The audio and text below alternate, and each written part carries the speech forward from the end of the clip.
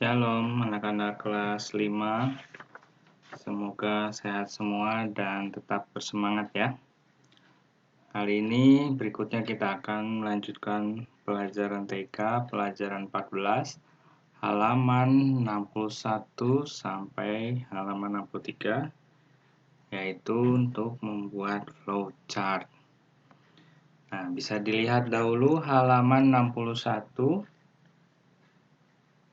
Apa yang disebut flowchart? Kita lihat di pembahasan materi.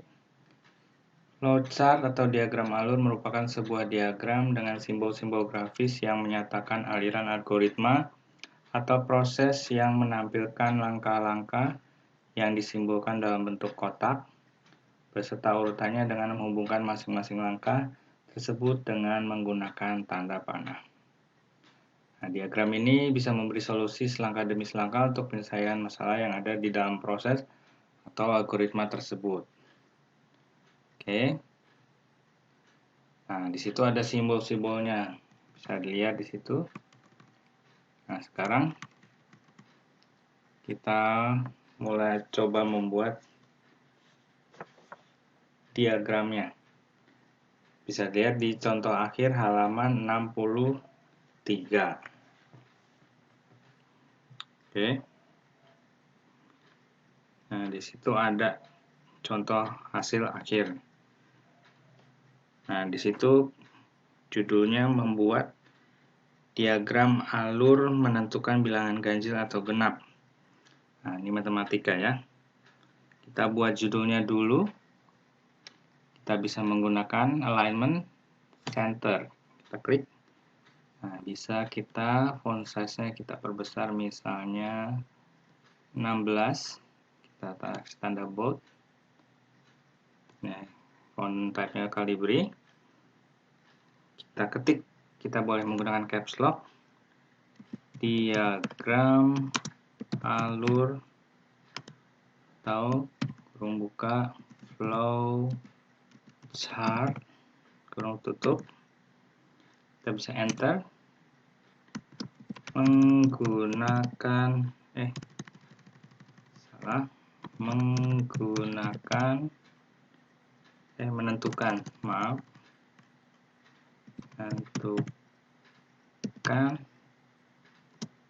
bilangan genap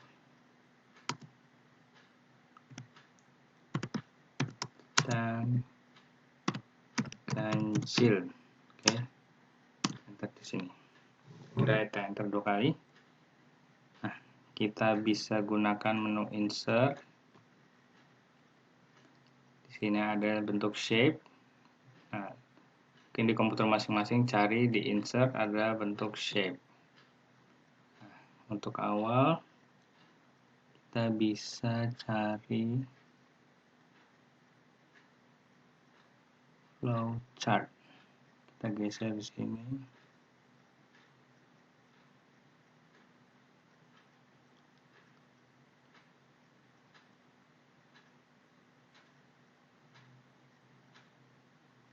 Ini.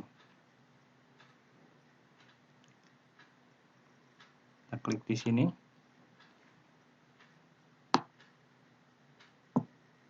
Bukan.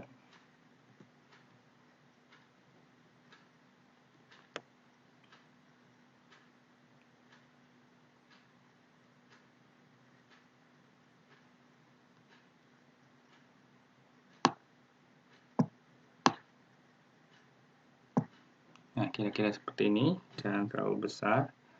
Nah, misalnya kita mau ganti, tidak mau pakai warna, kita bisa seperti ini, jadi hanya garisnya saja. Kita bisa gunakan klik kanan, kita pilih add text, misalnya mulai. Nah, ini kita bisa geser.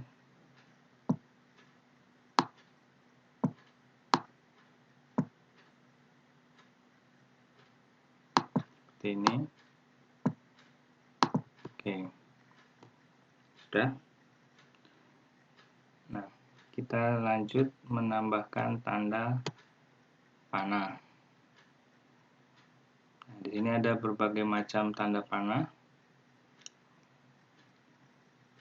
Nah, bisa gunakan ini, klik.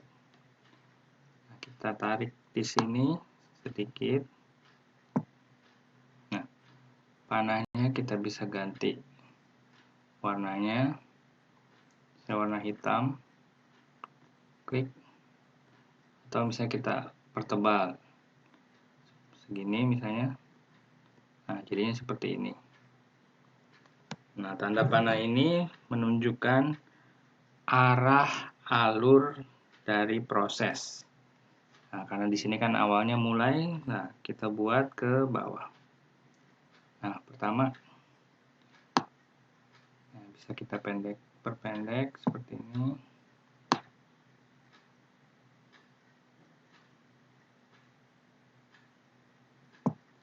Nah, kita ulang. Oke. Selanjutnya kita tambah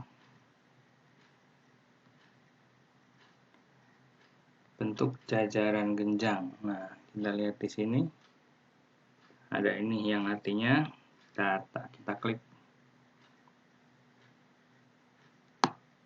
Jadi tidak usah terlalu besar.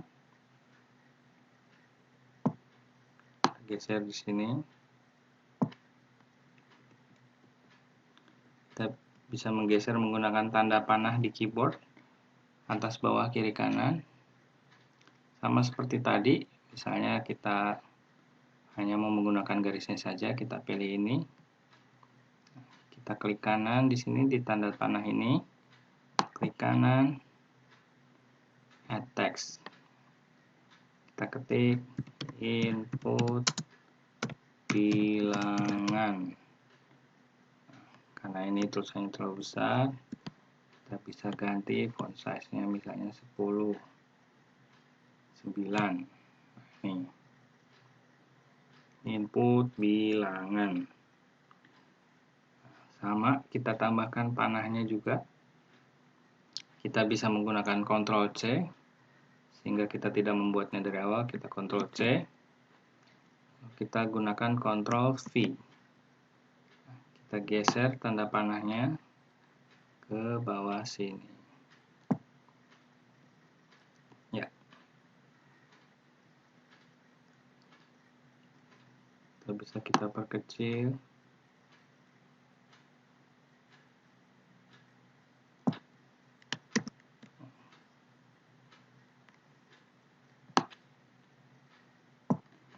Terus kita tambahkan lagi bentuk kotak. Insert, shape, ini sama, artinya proses.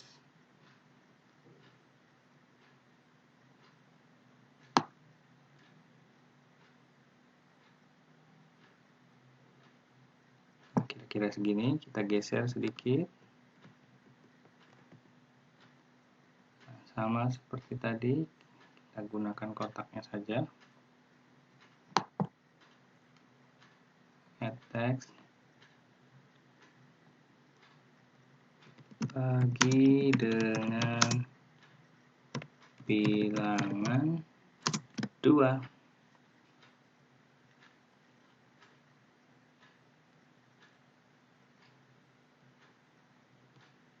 Kita klik panahnya, Ctrl C, Ctrl V, kita pindahkan di sini lagi.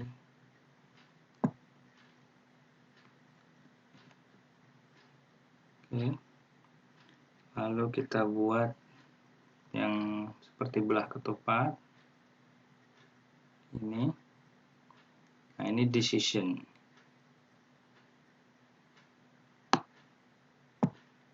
Nah, kita ulang.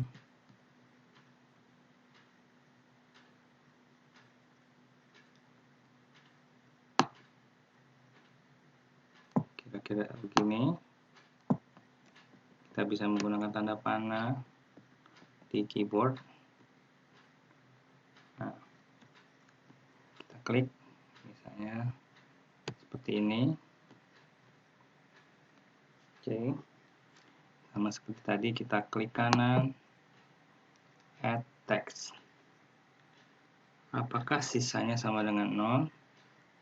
Apakah, kita perbesar dulu, karena nanti tulisannya kita perkecil. Apakah sisa sama dengan 0? Kita arsip. Tulisannya kita perkecil di menu home jadi 9. Nah, ini kita perkecil lagi.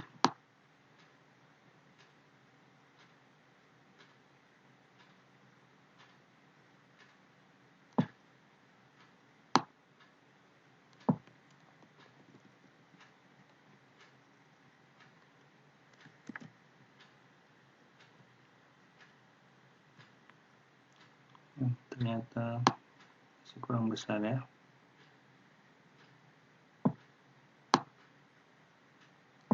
Gini ya.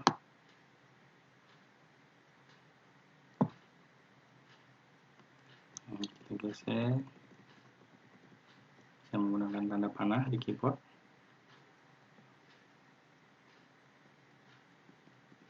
Oke. Lalu hasilnya. Kita bisa menggunakan panah di sini.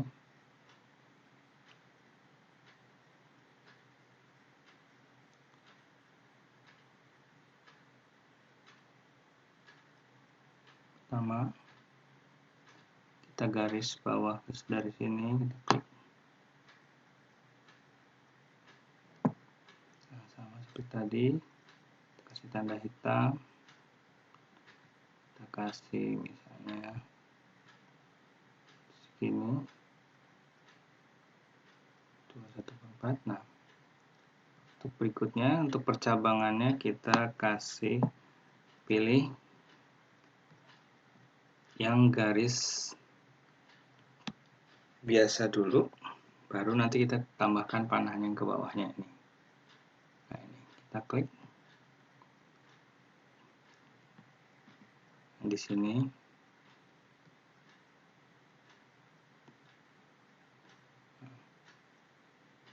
Klik.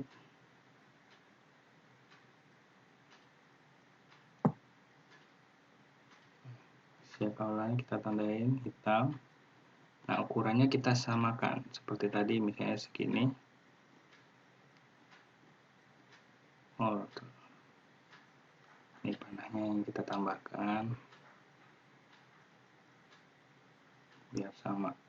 Oke. Nah, baru kita tambahkan lagi tanda panah yang ke bawahnya. Menggunakan ini lagi. Kita bisa perbesar di sini.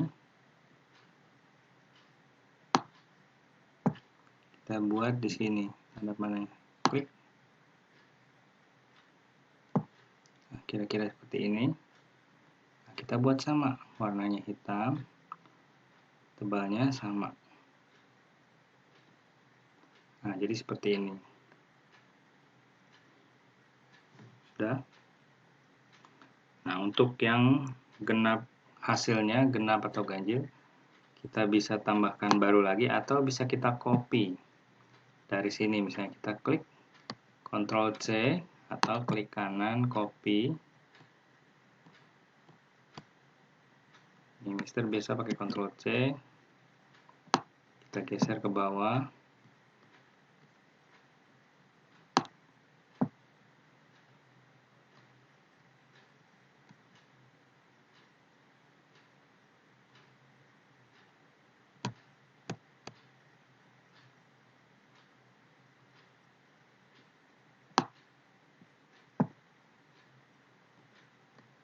Ctrl V, kita geser ke sini. Nah, kita ganti. Jadi bila sisanya 0,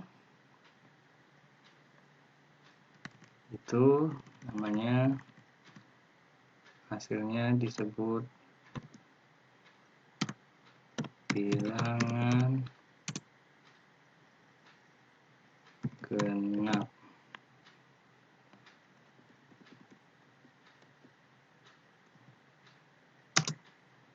Oke,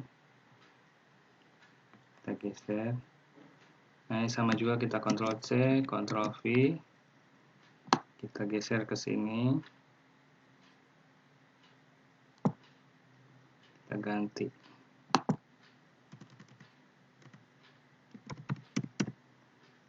Kecil. Nah, kita buat lagi biar mudah, Ctrl C.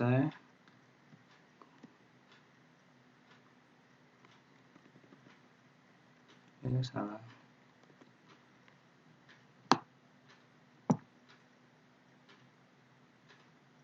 Ctrl V, panah kita geser ke bawah sini.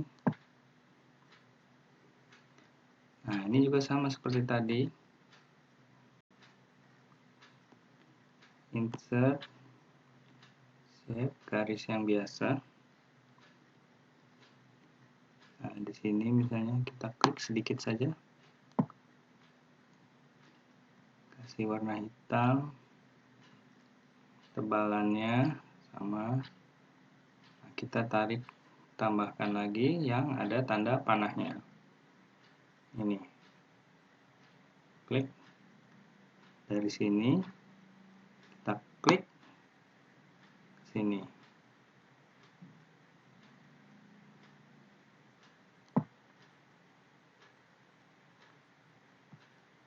Sama seperti tadi, warna hitam.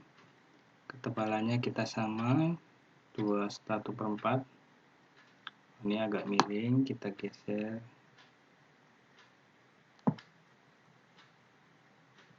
Biar sama, kita perbesar dulu.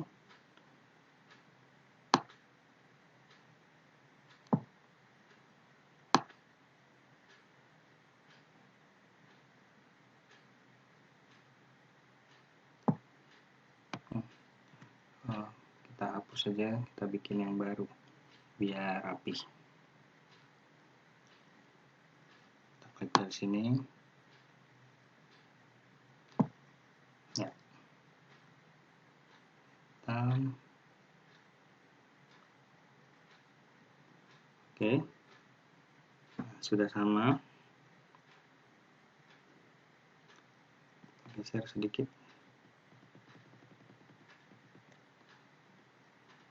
Ini juga kita klik.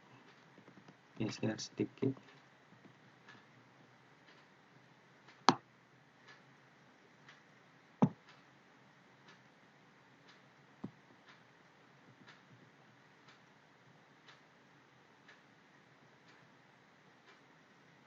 Oke, kita perkecil kembali. Nah, ini ada awal.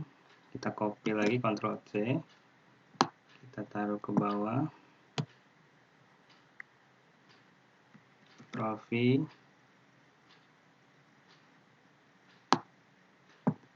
Kita taruh di akhir.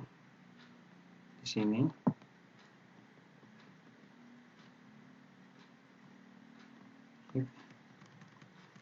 Sini. Selesai. Oke. Kita bisa save.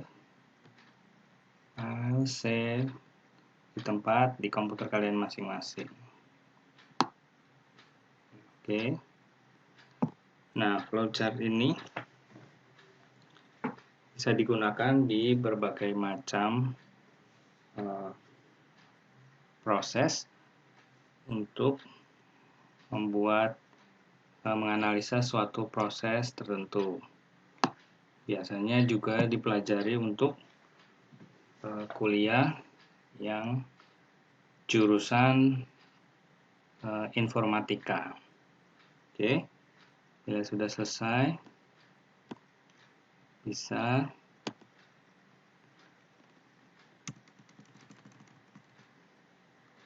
kerjakan